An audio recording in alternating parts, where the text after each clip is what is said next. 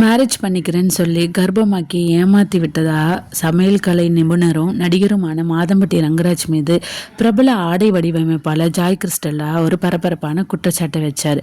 இது தொடர்பான வழக்கு இப்போ கோர்ட்டில் போயிட்டு இருக்குது. இதுக்கிடையே கடந்த 16ஆம் தேதி சேப்பாக்கத்தில் உள்ள மாநில மகளிர் ஆணையத்தில் ஜாய் கிறிஸ்டல்டா மாதம்பட்டியும் விசாரணைக்காக நேரில் ஆஜரானாங்க. அப்போ மாதம்பட்டி ரங்கராஜுக்கு ஜாய் கிறிஸ்டலா தரப்புலேருந்து ஒரு நோட்டீஸ் ஒன்று கொடுத்துருக்காங்க. அதில் இந்த பிரச்சனையை நம்ம நீதிமன்றத்துக்கு வெளியில தீர்த்து கொள்ளலான்னு அணுகிறப்போ மாதம்பட்டி ரங்கராஜ் மீது பல அவதூறுகள் ஜாய் கிறிஸ்டலா தரப்பிலிருந்து கொடுக்கப்பட்டதா இந்த நோட்டீஸ்ல இருந்தது.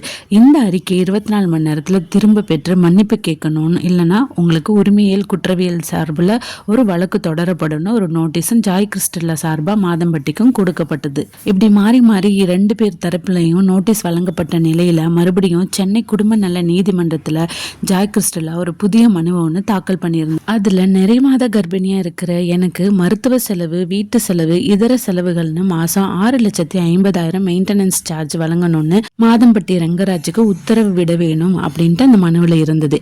இந்த விசாரணை இப்ப நடந்துட்டு இருக்கிற நிலையில நிறைய மாத கர்ப்பிணியா இருந்த ஜாய் கிறிஸ்டலாக்கு நேற்று பிரசவ வலி வந்து சென்னையில் இருக்கிற அப்போலோ ஹாஸ்பிட்டல்ல அட்மிட் ஆனாங்க.